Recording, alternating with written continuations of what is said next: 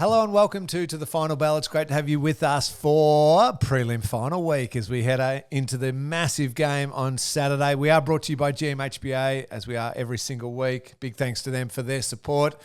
Also, every single week I'm joined by Meg McDonald. Hello, Meg. Hi, Lingy. How you going? I'm good. I'm good. We're going to talk all things Geelong and Brisbane.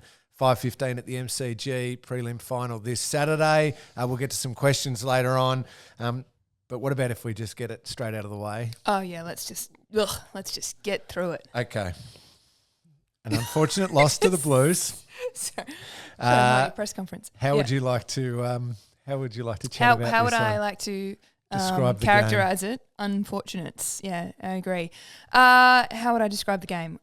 Oh, incredibly disappointing. I mean, we sit here on a Tuesday morning. We've had the Sunday to process. We had a review on Monday, and we've picked ourselves back up. And you're already looking forward, of course. But they just, footy's about getting your hands on the pill, particularly in conditions where it's raining and windy and at times hailing. Even?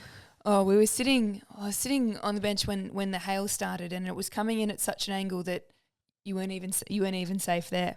And when you're a few goals down at that time, that's not the time for conditions to worsen. But I think we had two promising performances in the first two rounds, and we're disappointed, I guess, to only take 2 points away from those. And we played teams whose style probably is more similar to our own. Carlton's is quite different, and they were just harder and faster and stronger, and their pressure was absolutely what got us in the end across all lines. So no one's thinking it's a particularly acceptable performance. But sometimes you have those and we seem to have one every year. Unfortunately, this one's come before we've registered a win, but luckily it's come with 8 rounds still to go. Absolutely. As you said, you review it, and then what you have to do is move on and start focusing on that next game. Before we focus on that next game, though, always in any game, even a game that's, as you said, is disappointing. There's positives, and our Bendigo Bank Meet the Moment nominees. We do that every week here on the podcast. Check out the social media channels of the club, plus the website. Take us through a couple of the nominees. So first nominee, Michaela Bowen, cleaning up in defence to lead to little Spud Sermon back with a flight mark. We love one of those. And I will note that those two are our small forwards, high half forwards, who I'm sure we'll get to the importance of high half forwards as the podcast goes on. But they've combined well for a moment there, and they're combining well. Generally, I've got 11 o'clock coffee with Bowie, so that'll be fun. So well done to you two girls, because my goodness, tough day to be ahead of the ball in general. Yes. And then I benefited from the second one. So Jackie Parry, little chase out of defence, which you love from your key forward, and put enough pressure on the kick for us to turn it over, go back the other way.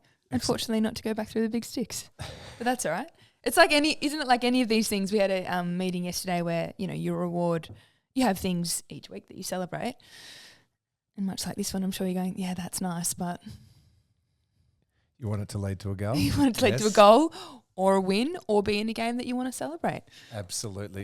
Exactly right. Good effort. But still important, as you said, to reward and recognise those efforts, because when they're then multiplied and there's more of those for the game coming up, hopefully it does lead to the result that you're after. The next game is against the Suns on Saturday, 12:05 at PFS. That's People's First Stadium. That's the one. Yep. Thank you. One of the greats. I do love playing there. Yeah. Like, it's a nice feel, particularly in W, I think. And I don't want to jinx it, but it might be our first wind and rain-free game. So looking forward to a change in conditions.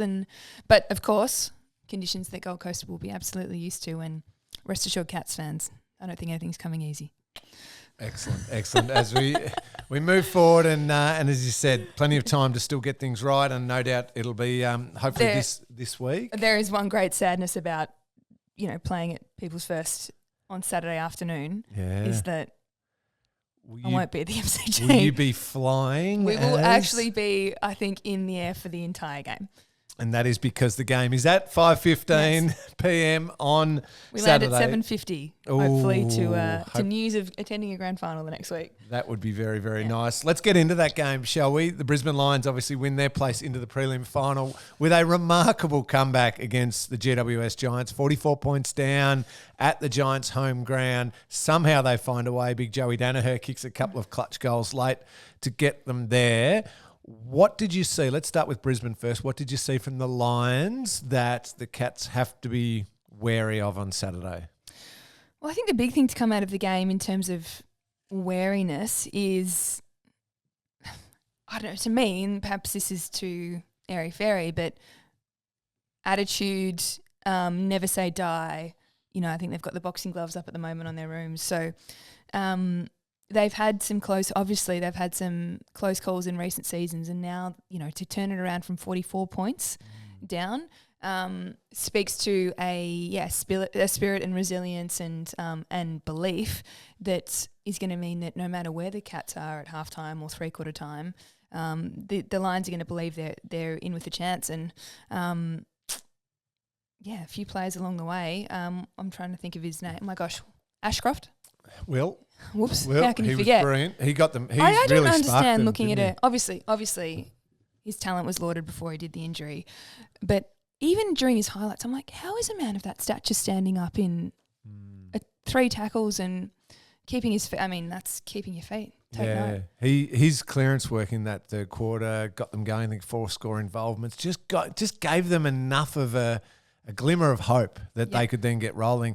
They shared the load really well, which I thought was really impressive. Their hunt at ground balls and that, which is usually led by Lachie Neale. Lachie Neale's pretty well held by Toby Bedford, and they had others. Jared Berry probably played his best game for the club ever. Hugh McCluggage was excellent. So you're right, they certainly did not give up. They're going to face a Geelong team that is well rested after a terrific performance against Port Adelaide, as we know.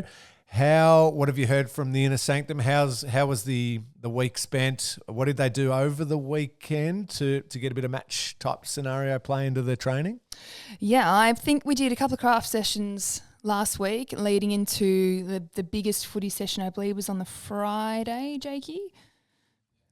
Anyway, inside word. So they've a lot of the talk has been about keeping up the intensity and not necessarily taking that break. I think in the past, you get a 2-week break or more than in this instance, and you have a few days off, the weekend off, but then get back into it. And I think rhythm and consistency seem to be extremely important, and that's what they've stuck with. I spoke with Tom Atkins actually this morning on radio, and he used the word he stayed around, he watched the footy on the weekend, the other games, and he used the word stayed connected. That's that really important thing. You have a physical break, but also mentally, it's still your normal preparation. It's just been stretched out a little bit longer as opposed to having a holiday type thing, which I thought was just a great mindset.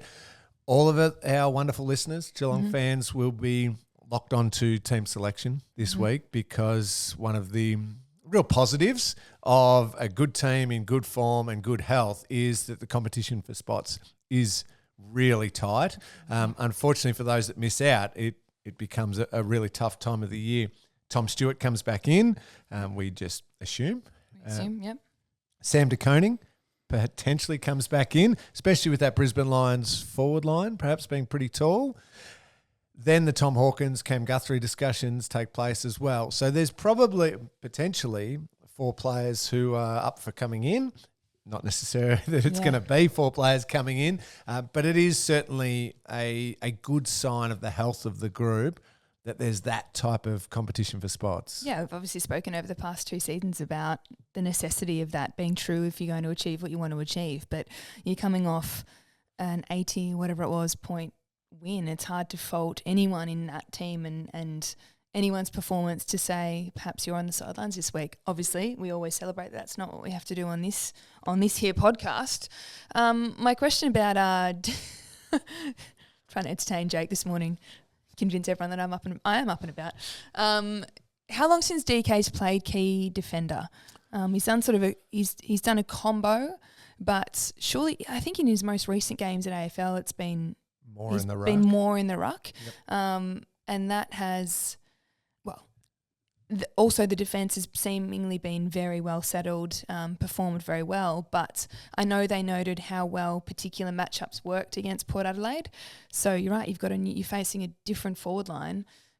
Do you need someone to go with Joey? Yeah, it's and this is what they will wrestle with all week, the coaches, and this is where they earn their stripes as coaches. Is what selection call do they make here? If they go in and unsettle that backline and it doesn't work, they'll be kicking themselves for it. If they bring him in and one of their Brisbane key forwards starts really well and they're able to just shift because they've got that extra option up the sleeve and it leads to a Cats win. Brilliant decision. Celebrate the coaching decision. So really tough call. I think another interesting question about the back line and the forward line is, so you've got Charlie Cameron to deal with. Yes. Jake Colajasny's been playing excellently and he can play tall and short. We've had Jed Buse in the team and you think maybe Jed goes to a Charlie, but I believe Cola's done it in the past. Yeah, there's been a mixture. I'm trying to remember back to the 2022 prelim final, even more recent, what the exact matchups were on Charlie Cameron. And I apologise that I can't quite recall it, but I know Jed Buse has done a good job in the past on him. I know that Cola will have taken him at times and done a really good job. It wouldn't be the optimal matchup, but I'd be quite comfortable if Zach Guthrie got caught on him for a little bit, and I use caught in inverted commas because I think Zach could handle him for that period of time before they swap it back over. So I don't think there'd be massive panic on if matchups got moved a little bit. Jack Henry's been in such good form. Yeah, obviously there's Hipwood as well. Does he take Hipwood? Logan. How was Hipwood in? Logan Morris. I was processing my defeat at the time of this game. You were at the ground on the boundary watching, or in the commentary box. How did you? Which forwards were dominant? Obviously, Dan Hurd comes good late. Jesse Hogan was dominant at one end of the ground. We don't have to worry about him. Change the matchup. Joe Danaher was excellent late, but I thought Sam Taylor did a really good job on him. It was a brilliant clash between those two. No, I would have thought Hipwood was pretty quiet across the course of the game. I thought Charlie Cameron was pretty well held. Cam Rayner was very well held, and I rate him really highly. So he's another matchup we need to be wary of. It's amazing when you don't finish your work, how you start thinking, is that forward line not functioning that well? They kicked 4 goals 12 or 4 goals 13, the Brisbane Lions. So you think, it's not working. But they were still generating some shots at goal. They then flipped that in the second half and kicked 11 goals 3. Yeah. And you go, wow, this forward line is awesome, fantastic. Yeah. So often it does come down to a little bit of execution of the final bit of kicking the ball through the big sticks, which we know is very important. They got 2 goals from Dane Zorko off half back. Really important. They found a goal. Jared Berry's running goal, so a midfield goal there. They had contributions from midfielders running down and kicking goals, which I think took some of the pressure off the forward line, who didn't necessarily have their greatest night, but did enough to win the game and obviously come from so far down. So our matchups are going to be important there through the middle of the ground. Sorry. No. I was just only, before we get to the middle, Zorko, what are you thinking? Is it enough that our small forwards are dangerous, incredible in transition, up in the game, that get used on the way back, that he therefore has to be accountable without having a specific role on him? Or do you have someone whose task it is? No, I think what you said first, because of how well our high half forwards, our small forwards played, particularly in the Port Adelaide game, but I think they've been doing it late in the season anyway. Ground balls in our forward half were outstanding in that Port game. That was the most impressive aspect of the whole game. And multiple options means that if a Starcevic goes to Tyson perhaps, if Answorth plays a role on maybe Grind, I don't know, I'm guessing some of these, it's Brad Close, or maybe it's Ollie Dempsey off a wing, or there's just enough to worry Dane Zorko that he has to play on someone. James Peatling had the role on him on the weekend. 2 goals in the first half. Peatling kicks the 2 goals, absolutely. So Zorko worked his way back into the game by kicking his goals later, but early on it was very much in the favour of Peatling. So that's something that I think the Cats will back their small to medium forwards and hope that their defensive pressure anyway will account for him and then maybe hurt him a little bit. We've obviously got Andrews, who everyone was saying post-game, why didn't you move him? But I wonder who he tries to do his thing off, because it's not like he's going to go and line up on Jeremy Cameron, is it? So no, he tends to like to come off third man up and early on was marking the ball really well, and then the Giants were able to swap that a little bit and take him out of the play, and then Jesse lit up and started going. So this is what I love about prelim finals, about big final. Every matchup matters. Every moment matters. And I know the Giants know this better than anyone right now. A random moment at the 4-minute mark of the last quarter or the 17-minute mark of the third quarter, they all matter. It's not that last 1 minute where it's frantic and we replay the last minute and what happened and Joey Dano, the deliberate out of bounds, insufficient attempt against Sam Taylor, that's replayed. But there's 20, 50, 100 other moments that are just as important as them. They've just happened at random different times throughout the game. It's whether you think those moments themselves are random or they're just, the result of, as you say, 2 weeks plus of planning and stewing and positional changes, etc. I stopped you speaking about the midfield. No, the midfield comes out. You talk about the Brisbane forward line, and then we're talking about our forward line and some of the matchup. It's still the ability to limit Lockie Neal's influence. He is just so good at what he does. Oscar McInerney's an outstanding ruckman, and they connect so well together. But then McCluggage and Berry and these types of players, and Will Ashcroft, as you said, that ability for our mids to have not necessarily a game like they did against Port Adelaide where they just smashed them, but to at minimum break even, and then hopefully as the game wears on slowly get on top and build.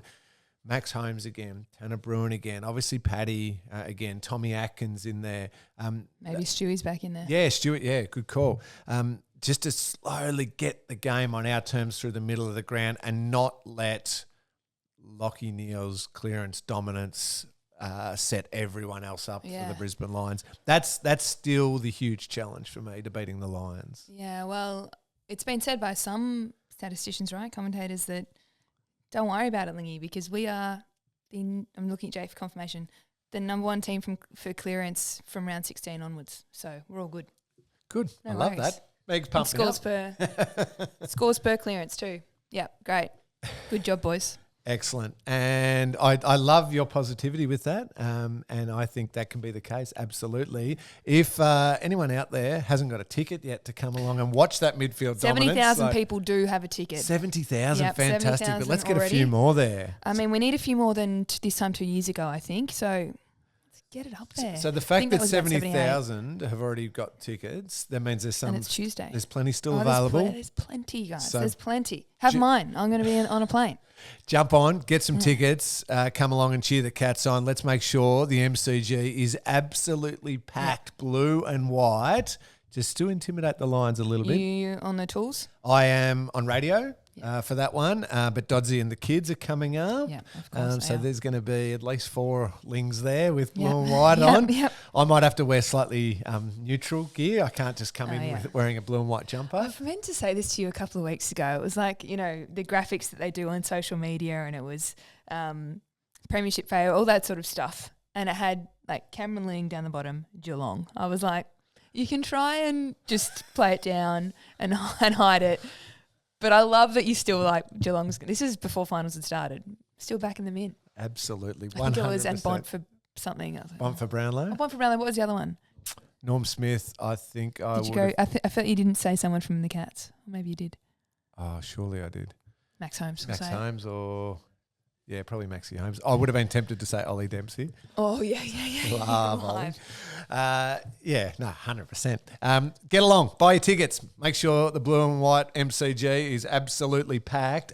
Let's take a quick break. I want to get to some questions too, which I know no doubt we'll look towards the game as well. As we always say, check the GMHBA health update. I think the word on the street is that it's done. I don't know that there's a further update coming because they've said that Gary Rowan, of course, I mean, we haven't discussed that. No, Scar, saw him my goodness. saw him at that picture of him at training. Gary Ouch. Rowan unavailable and no further updates, I don't think, from previously. So what a scar. Yeah. Not that, I mean, Oh, made the Thanks. haircut look interesting, Didn't it? I know So that. you've had the face pulled down, have you? Or I've not? had my cheekbone and eye Yeah. socket. But not the full No, not like Face Off, John Travolta face off. and Yeah. Nicholas Cage. I think that's what he had. That's what he had. Okay. Incredible. On that note, let's take a break. We'll be back with your questions next.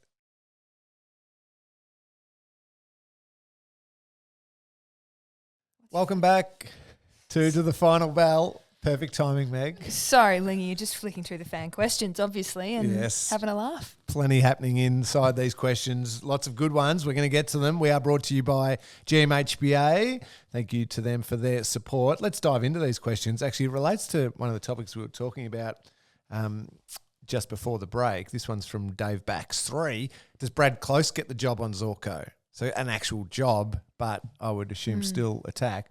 It's not a bad matchup. Well, what can't the man do? Goal assist king. Goal assist king. I don't see someone defending him in the way that get the job on would suggest, but wouldn't put it past any of them to be able to do that. No. Yeah, you're right. I think they will pay particular attention to Tyson, of course. I got a question. So when our high forwards get right up in around the contest, how far up does Zorko go with them? No, he doesn't want to lose them. Right. If he gets lost in traffic, Yeah. they could hurt him back. He would prefer to keep them that side comfortably, with risking the fact they might get a possession or two at the stoppage or at the congestion. And So as long as we don't throw it on the boot willy-nilly. yeah. And obviously throwing it on the boot plays into Harris Andrews' hands with the intercept marks, and then Zorko will work off that. Zorko would be looking for maybe the feed out or the short kick out of a stoppage too to set them up. So I think if you get a job on someone, then you're possibly not getting as high yourself. I think you've just got to, if that's how we're playing. Yeah. And if you're going to get out of that stoppage, get out quick and really make Zorko's eyes have to dart to a possible opponent as opposed to thinking, well, where do I go to get the next touch? Oh, yeah. That would be how I'd do it. This one, this is just a statement from Sal Glee. Jez's goal against Port. Yep, thank you for the reminder of that one. Still there. I love that one. This one's from Jaden Parfitt. Don't know if it's related to, but he does ask, why hasn't Parfitt been playing? I think it's similar to Mitch Nevitt, I would say. He's there. He keeps putting his name up. He's shown when asked he can certainly play good football at AFL level. It is simply high competition for spots. It's a tough team to get into. Nothing further. Oh, good. Tough. It's tough. This one's a tough one for you. This is Cloker. Mm-hmm. I'm having trouble with some of these names, aren't I? Who would be your top 5 AFL era? So AFL is 1987 or 1990? This is going to go maybe? my cat's knowledge. 1990 onwards, let's say. Who would be your top 5 AFL era players to make a bronze statue of? In the whole league? The whole league, you got 5 players. Oh, my goodness. Since 1990. 5 players only. Oh, sure. A controversial one just came to mind. Okay, you can skip that one. Well, no, you must. I'm sure we can fire some of them off. Gary Ablett Jr., Yes. Dustin Martin. Dusty has to be, 100%. Finals, big games. Buddy 3. That only leaves 2 spots left. And don't forget, we're talking 1990, so we're actually talking... We're talking Cameron Lee. Thank you, Meg. But we're not. Oh, sorry. We're talking tail end of Ablett Senior, certainly his 3 years. We're talking Lockett still. Mm-hmm. Lockett kicked a lot of goals in the 80s and won at Brownlow in the 80s. Oh, Michael Voss. Michael Voss. Yeah, Michael Voss. Michael Voss from that 90s era into the early 2000s. That only gives you one more spot. Joel. Okay, Joel. Beautiful. Done. Hey, why not? We're a Cats podcast. Yeah, exactly. Awesome. Thank you for that question. Just on Jez's goal, do you reckon that Jez's goal would be the goal of the year if it counted, if finals counted? I'm not across the other nominees. Who have you got for me? The other one's 2 Dacos goals and a Harley Reid goal are the 3 finalists. The Dacos one's pretty good. I don't know how they wait. It's all about, did he mean it? I mean, obviously he meant it. It's Jez, he meant it. Obviously. How many players could do it? I always like that factor. Across both the Dacos and the Jez, they're both great goals. Nice. I think I think Jezza hasn't beaten. Okay, great. We'll say that. Crystal 08. This one's just for you, Meg, not for me, because I have not been in one of these places for a long time. Okay. What's your favourite gym exercise? That was the one that I was. That's the one that I was laughing at before. Do you know what a GHG is? It's different to a it's the human one, growth hormone. HGH. GHG is what? I'm sure that would help. You know when you, I think it's favourite V, the one that you excel at. So let's go with. Okay. They tend to be the same thing. You get up, you know, when you get up on like a back extension. It's almost like a back extension. So yeah, sort of. Oh, so G stands for glute, does it? I assume so. Yeah. GH, glute, hammy. Go. I was about to say guts. Get a really heavy kettlebell and that sort of hinging. Oh. You know, for those watching at home, this one. Yeah, so your legs are coming up. No, your legs coming up. Your legs are stuck in. Legs are locked in, your legs body's coming up into a back extension. Yeah, gotcha. Is that your number one? Strong in the hips. Yeah, or like a Bulgarian split squat. No, not the uppers. You have to be so strong through your legs and core, I got to use them a position. bit more, Lingy. That's one for the RFIs. But yes, you do. I think that's if you're using too much of your arms and pressing players off, your technique's probably not where it needs to be. So get hips in tight and try to move me, mate. You can't. We'll do some one-on-one work in a second. You'll see how weak I am. You'll push me around. Don't push me through that window. This one's from Poppy Dance. What 2 teams do you predict to be in the 2024 Grand Final? That's from Big Fan Poppy with a hashtag number 35, Big Paddy Dangerfield fan. What team other than Geelong? We are going to say Geelong, of course. Your tip for the other game? Sydney. Yeah, I think Sydney. I'd heard it said around the traps this week. What do you think about, question without notice, every team having one big game in them? As in you're talking about a Port Adelaide you can just... As in Port Adelaide, were the 2 semi-final games, those teams big... I don't want to say grand final because we're about to play one of those teams, but... No, on some occasions, yes. But when it's been a team that's proven for a period of time that they've been deep in finals, or in Brisbane's case, for example, grand final and, an inch away from winning the grand final. No, I think they've proven longevity. I think you could get on an amazing run and just probably a little bit of Carlton last year. You could have that incredible and then start so well against the Lions, like, wow, and then a bit of reality set in a bit. So I get that when almost a team is on their first surge. The Hawthorn. Yeah. They played unbelievable footy against the Dogs and still played very good against Port, but maybe they were just coming off the boil. So every team left has proven longevity at this stage, Yep, absolutely. Best and worst prelim memories from Seb, JWM. Best prelim memories was for me, the sheer relief, joy, exhaustion, just, oh my God, that was so close. 2007 prelim final. Nose to the mic then. Sorry. That's a good. player best prelim. That as a supporter best prelim was the 1994 prelim. I was 6-7 rows back behind Gary Ablett Senior, taking that mark on Mick Martin and kicking the goal. As a 90s North supporter. Yeah, sorry, Meg. That wasn't. I was a bit younger then, but Lee Tudor, he meant that. That was a perfect kick. Just floated over Mick's arms and into Gaz's hands. Worst prelim memories. I've played in 2 losing ones and that's it. So those 2 aren't great. But continue. You go. No. And unfortunately, it's going to be the exact same, the losing feeling. But it was the 2010 where we lost 2004 to Brisbane Lions by, I think, 8 points it was, 8 or 9 points. But we were this young bunch of whippersnappers coming up, and we probably didn't really even fully appreciate how close we were. And it was the truly great Brisbane team, the Brisbane team that we'd watched. The Bomber used to show us edits of them all the time. This is how you got to play and find. This is what you do. And we were like, oh, this is just awesome. Let's just go out and play. And we pushed them all the way and had our chances to win.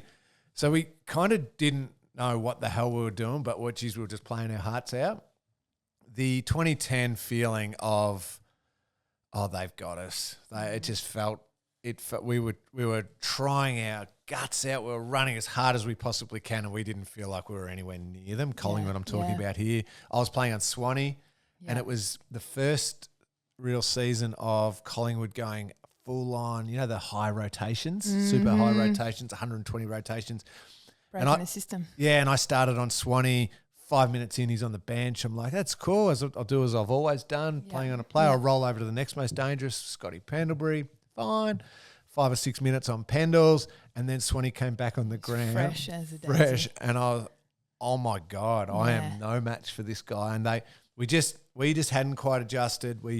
They were just peaking, absolutely. Yeah. And that feeling of, oh, we can't go with them right now. We're trying our best, and we're still this really good team, but we were just off them. And that feeling of helplessness a little bit, and knowing it's in a prelim and just feeling like crap, basically. Yeah. Oh, rough. We should have reversed that order. Yeah. Shouldn't have got onto a negative, should I? There's some good statements in here, some random ones. Caleb Harding, 04. I appreciate you listening to the Cats podcast, but I'm not sure why you do. Bulldogs are better than cats. Thank you, Caleb. Thank you, Caleb. That's okay. We love all our listeners, even those who barrack for other teams. It's fine. Who's kicked the most goals in Geelong, GMHBA Stadium? It's a question without Tom notice. Hawkins? Be Hawkins, Doug Wade, or Ablett Senior? I saw Ablett Senior kick 12 here. No, he kicked the 12 against Richmond at the MCG. I reckon we could look it up. Anyway, we'll do some research on that one. Jeremy, we might finish on this one, Meg. Let's go. How do you deal with the stress? Great name. How do you deal with the stress of knowing the next 2 weeks' challenges?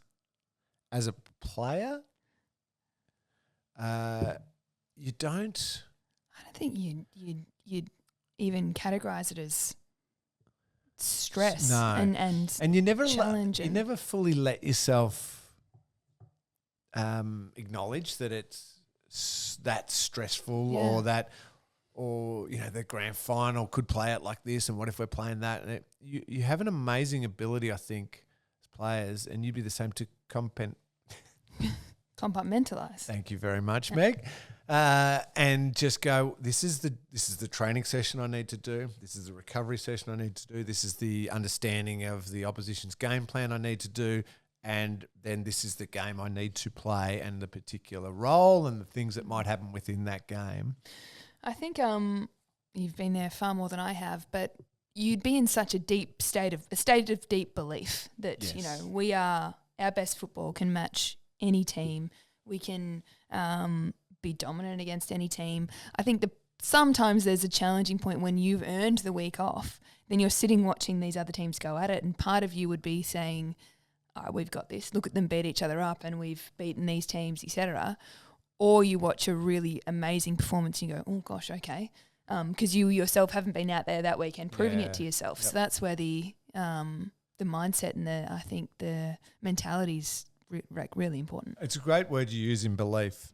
Now, belief doesn't mean that you don't have little moments, fleeting moments of doubt. Like, oh, yeah, but okay, what if? Oh, okay, they could do that.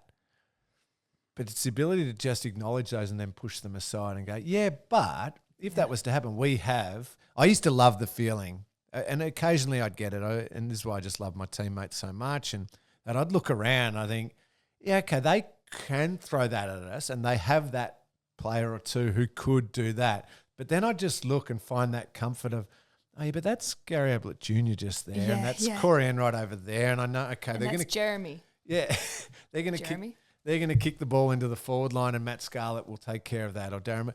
And Brad Ottens is going to be in the ruck, and then and just that comfort of, come back to your word, belief of each other, thinking, okay, they're going to throw some pretty challenging stuff at us because they're a good team. That's why they're deep in the finals as well.